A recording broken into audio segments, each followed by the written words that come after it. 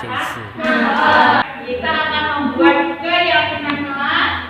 Di sini nanti Bu Jenny akan membagikan kalian kertasnya warna-warni ini nanti untuk keyakinan kelas kalian. Mungkin ada yang saya ingin kelasnya itu rapi Bu. Contoh ya itu ya seperti itu. Bisa kalian tuliskan di sini. Nanti kita bacakan ya.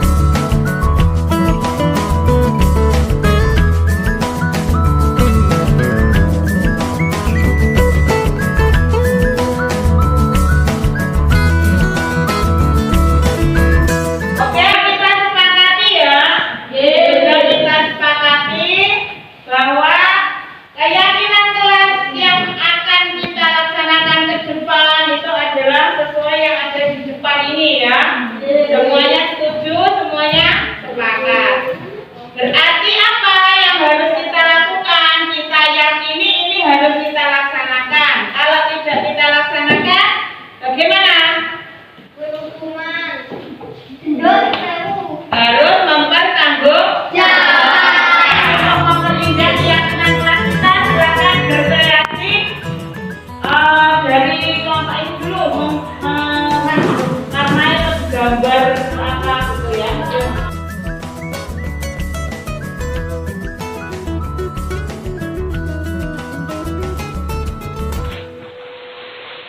这一次我真的睡着了。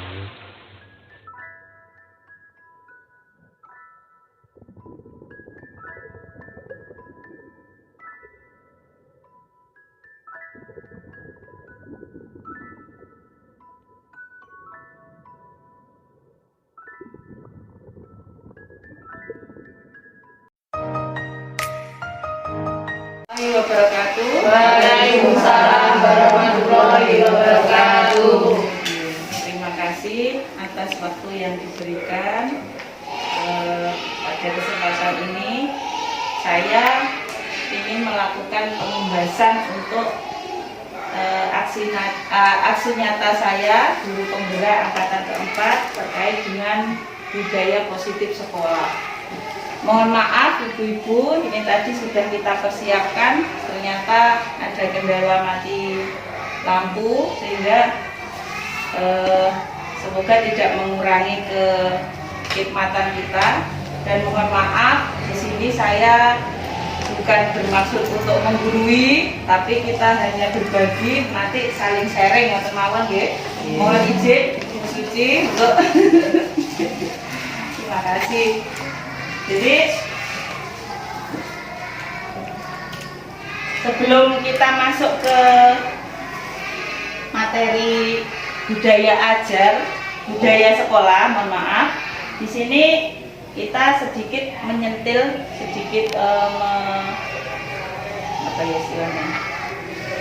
mengingat lagi tentang apa sih yang dimaksud pengajaran itu dan apa yang dimaksud dengan pendidikan itu. Mungkin dari ibu-ibu ada yang mau memberikan tanggapan apa itu pengajaran dan apa bedanya dengan pendidikan. Monggo Bu Nurul. Pengajaran adalah apa ya? Lebih cenderung kepada sebuah proses untuk sesuatu yang kita ingin tuju, itu pengajaran. Kemudian dari pendidikan adalah tata cara, prosedur, bisa juga metode-metode yang dilakukan untuk mencapai sebuah tujuan tersebut, utamanya dalam hal mengedukasi para peserta didik. Mungkin seperti itu Bu Jenny. Kalau menurut Bu Nurul, kaitan pengajaran dengan pendidikan itu apakah suatu hal yang terpisah atau satu kesatuan? Satu kesatuan, karena baik untuk mengajar dan untuk mendidik itu saling melengkapi, seperti itu Bu Deni. Mungkin dari yang lain, Bu Nana mungkin. Ya, saya setuju dengan pendapat Bu Nurul bahwa pelajaran itu berhubungan dengan proses, ya. Kemudian kalau pendidikan itu berupa betul dan dikatakan dulu metode atau strategi yang digunakan dalam proses pelajaran itu. Terima kasih atas masukannya yang diberikan. Jadi memang kurang lebih begitu ya Ibu-Ibu, kita sama-sama berada di lingkungan pendidikan, bahwasanya pengajaran itu adalah bagian dari sebuah pendidikan. Dan di sini kita juga sama-sama ingin menyamakan persepsi. Kaitannya di sini pemahaman tentang pengajaran dan pendidikan menurut Ki Hajar Dewantara, ya, sebagaimana yang diprogramkan oleh pemerintah. Jadi pengajaran di sini itu merupakan bagian dari pendidikan untuk memberikan ilmu pengetahuan sehingga manusia dapat merdeka secara lahiriah. Jadi transfer ilmu. Pengajaran itu transfer ilmu.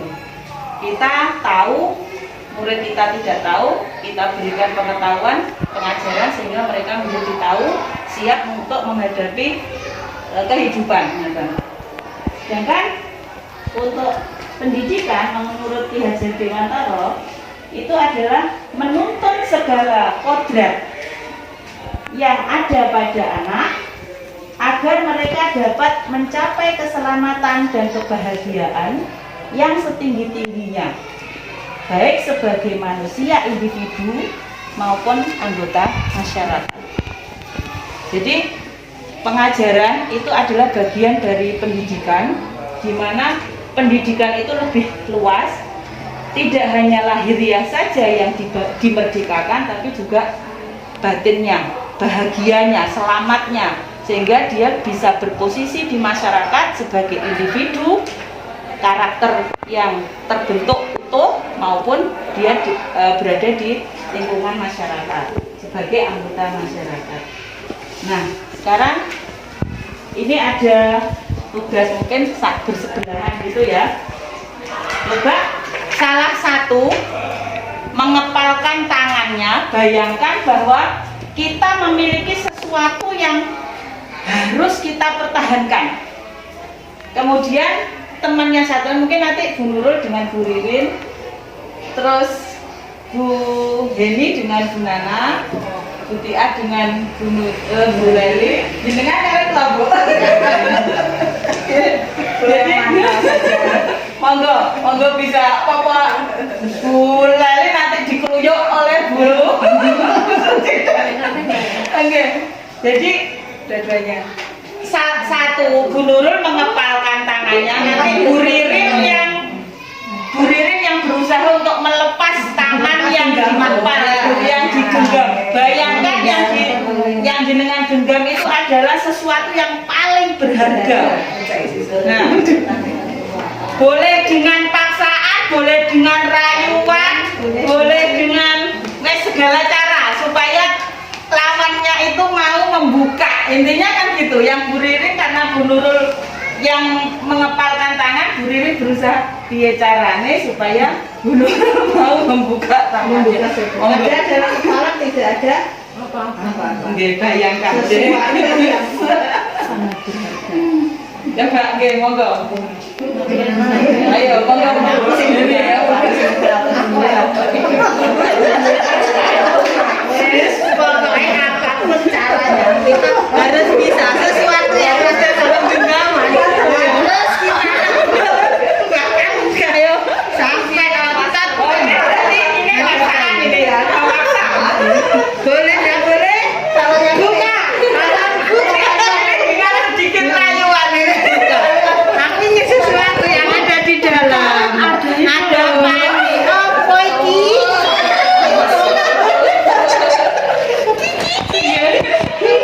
Masih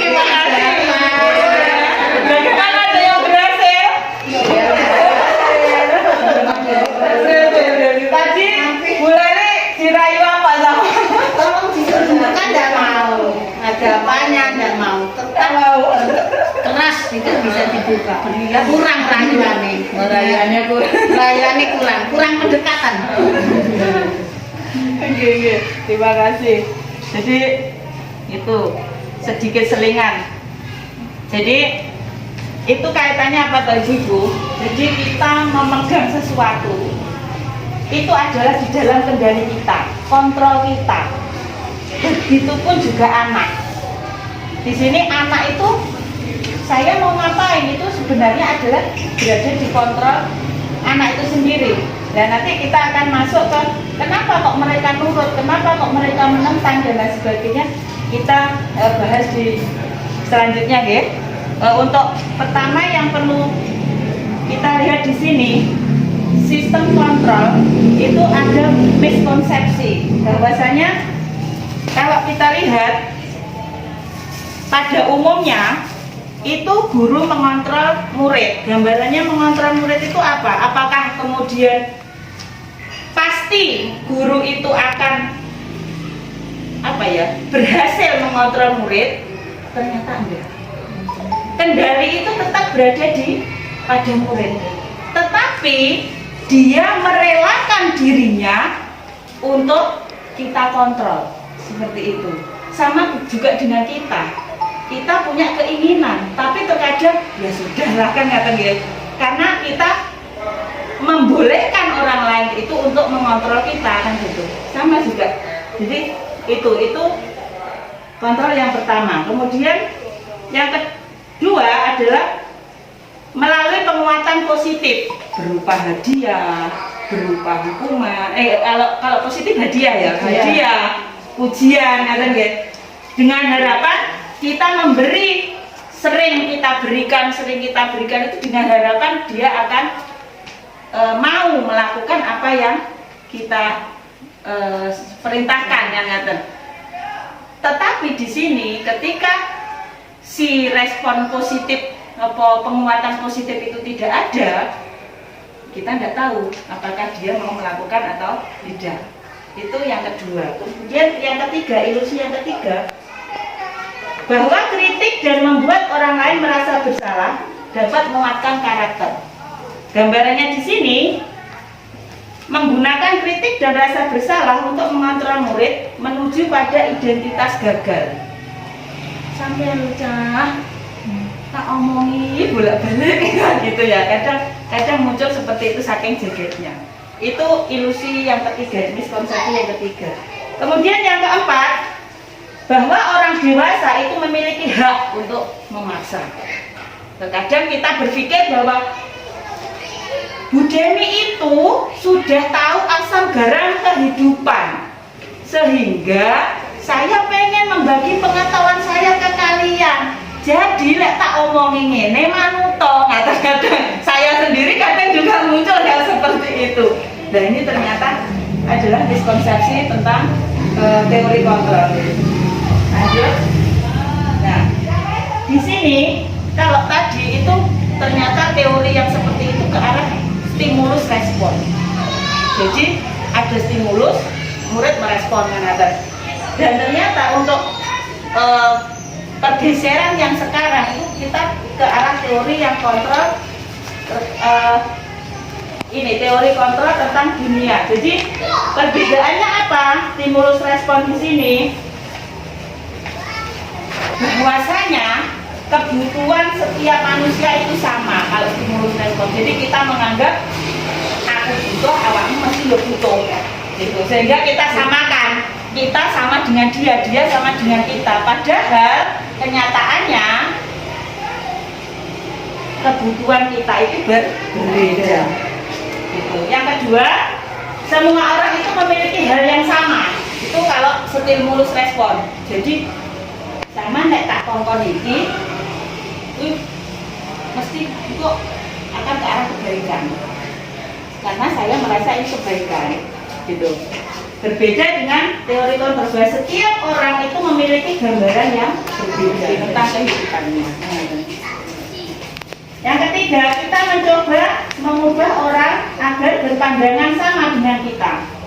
Intinya, kalau stimulus respon itu yuk kita sama dengan dia, dia sama dengan kita. Padahal kenyataannya kan kita berusaha memahami pandangan orang lain tentang dunia, harusnya seperti itu.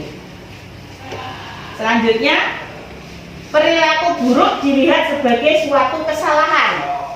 Pada umumnya kan ngaten nggih. Padahal seharusnya semua perilaku itu pasti memiliki tujuan. Dia melakukan itu kan pasti punya tujuan. Kan ngaten. Terus orang lain bisa mengontrol saya. Itu untuk stimulus respon. Pada kenyataannya hanya Anda yang bisa mengontrol diri Anda. Itu. Selanjutnya, saya bisa mengontrol orang lain. Padahal kenyataannya Anda tidak bisa mengontrol orang lain. Terus, pemaksaan ada pada saat bujukan gagal. Diruwayu, nggak kena pasok. Seperti itu.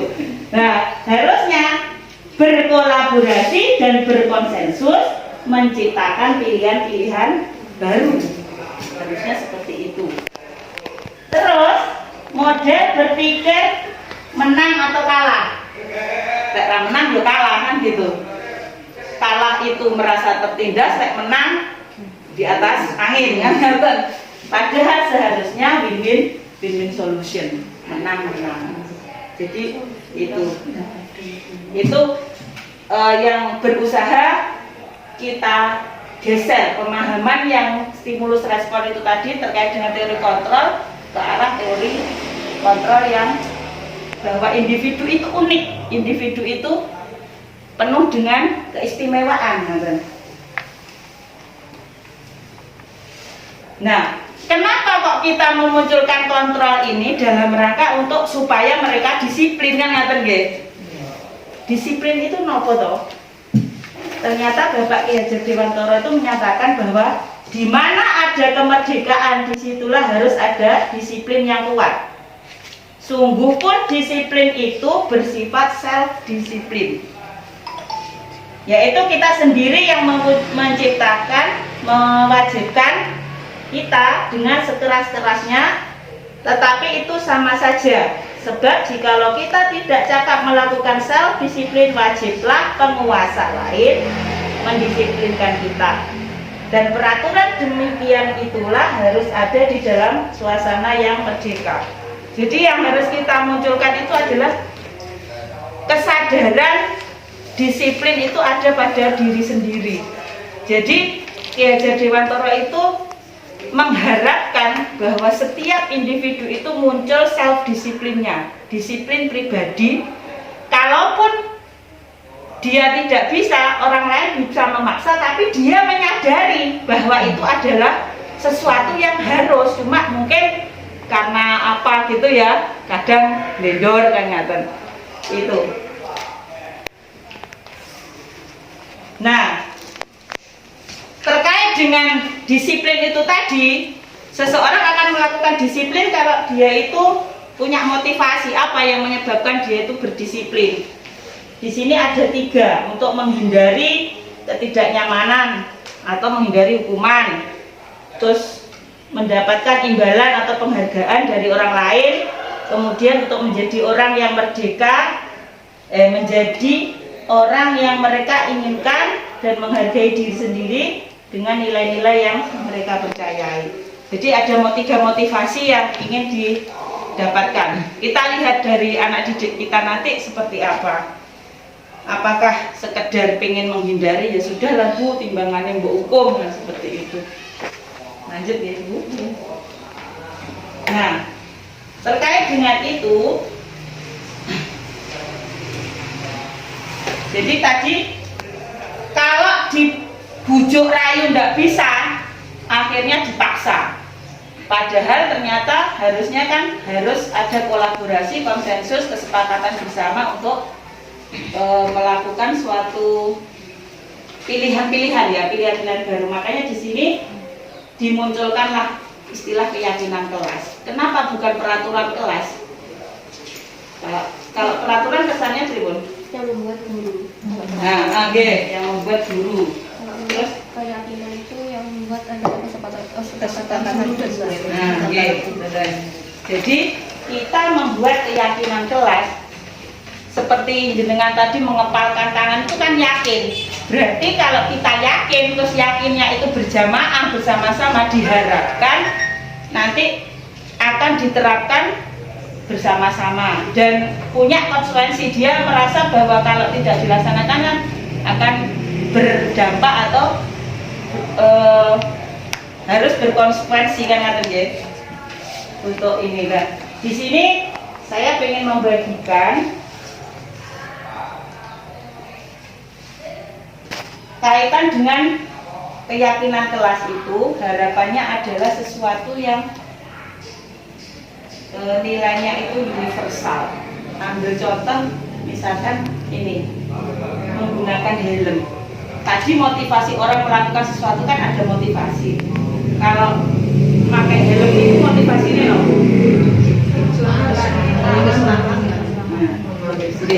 Berarti sudah bagus. Nilai universalnya, nilai yang ingin diraih adalah keselamatan. Kadang kan wonten sing benda hilang, kan ngoten. Makanya kalau jarak dekatnya tidak pakai helm kan ngoten. Kalau kita alhamdulillah sudah punya kesadaran masing-masing bahwa itu adalah untuk keselamatan. Jadi nilai keselamatan inilah ya yang kita sebut sebagai keyakinan. Nilai keselamatan inilah yang kita sebut sebagai keyakinan dan itu yang akan kita gali di anak-anak. Keyakinan apa? Nah, sama juga tadi Nur Sewu Bu Suci menyampaikan masker sudah luntur kan Nah, itu bagaimana kita memunculkan nilai yakin bahwa itu adalah untuk keselamatan kita, bukan sekedar peraturan dari sekolah agar ditaati oleh gurune yo kan gitu. Itu sama-sama kita bareng-bareng ya. Kita bareng-bareng untuk ini kebetulan saya kemarin membuat kesepakatan keyakinan ya, membuat keyakinan bersama anak-anak. Ya ini mungkin memang masih tahap belajar ya. Ibu membuat di bersama sekedar tinggal ya.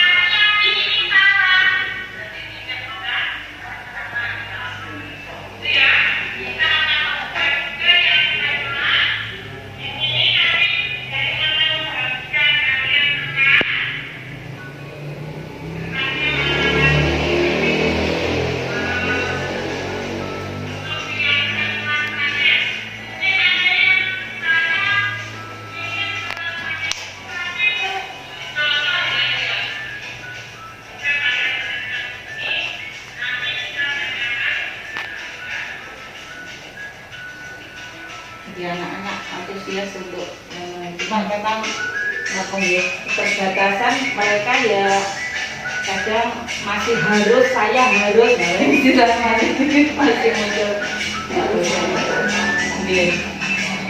ya paling enggak mereka mengeluarkan pendapat itu kan sudah alhamdulillah.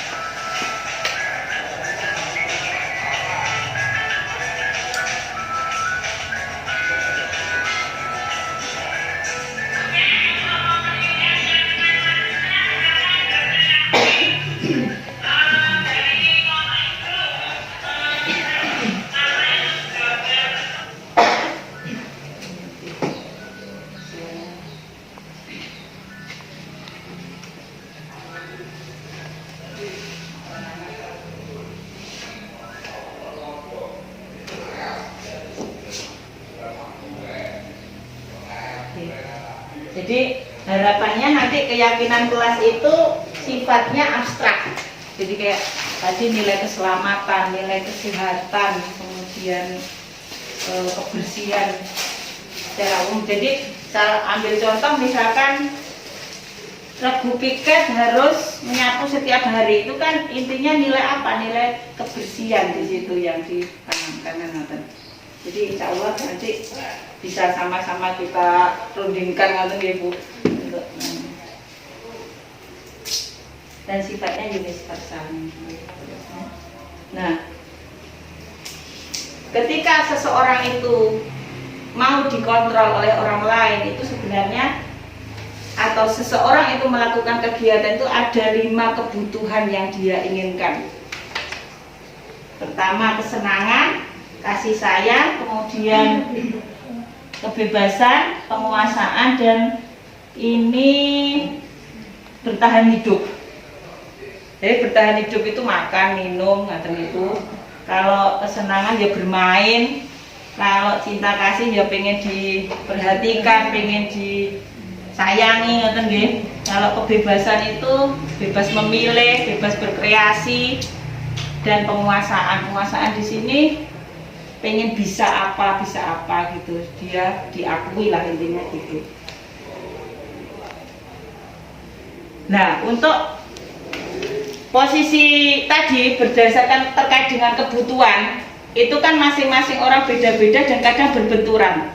Nah, berbenturannya itu bagaimana kita sebagai guru, misalkan si Toe pengen diem, kadang si Toe pengen ganggu karena pengen kesenangan, satunya pengen kebebasan kan ngoten nggih. Akhirnya berbenturan. Kita sebagai guru ada 5 posisi kontrol. Mungkin di sini ibu-ibu sudah menerima materinya nggih.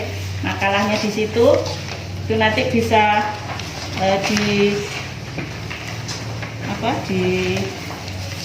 didalami mungkin seperti itu, kaitannya dengan yang seperti apa sih penghukum itu, terus membuat orang merasa bersalah, menjadi teman, monitor atau pemantau, dan manajer. Di sini saya ingin menunjukkan kaitannya ketika terjadi konflik gitu ya. Di sini ada istilahnya itu untuk pemecahannya dengan segitiga restitusi. Gambarannya ini kemarin saya jadikan di demonstrasi kontekstual saya. Ceritanya Cindy merebut pensil temannya.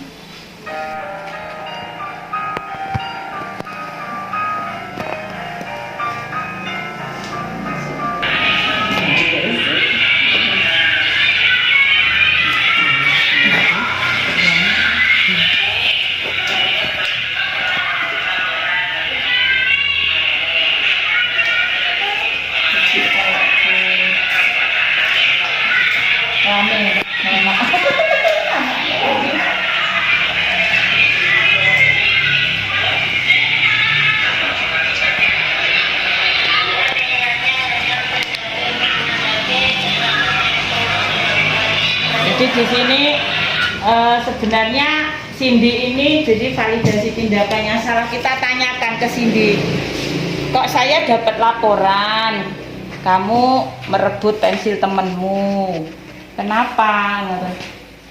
Saya niatnya cuma bercanda Bu, tapi ternyata pensilnya jatuh akhirnya patah gitu. Terus kita sebagai di sini kontrol sebagai manajer, kita menyampaikan bahwa tidak apa-apa, setiap orang itu melakukan salah itu tidak apa-apa, tetapi bagaimana kita berusaha untuk memperbaiki. Jadi di situ kita mengarahkan bagaimana memang berbenturan itu suatu hal yang wajar di dalam kehidupan, itu pastilah ada masalah berbenturan, tapi bagaimana kita itu menyelesaikan, disinilah peran kita. Mungkin itu yang mohon maaf yang bisa saya sampaikan. Nanti dari pengimbasan ini saya menyiapkan ini Bu untuk refleksi, mungkin bisa jenengan tuliskan di kertas warna-warni ini, nanti ada videonya. Pemahaman baru apa yang jenengan dapat dari pengimbasan ini tadi, terus perasaan dengan bagaimana, terus penerapan kedepannya seperti apa. Mungkin itu saya akhiri sambil kita nanti santai gitu ya. Mohon maaf menyela waktunya. Sudah jam siang. Saya akhiri ngoten mawon. Kita nanti sambil diskusi ngobrol santai.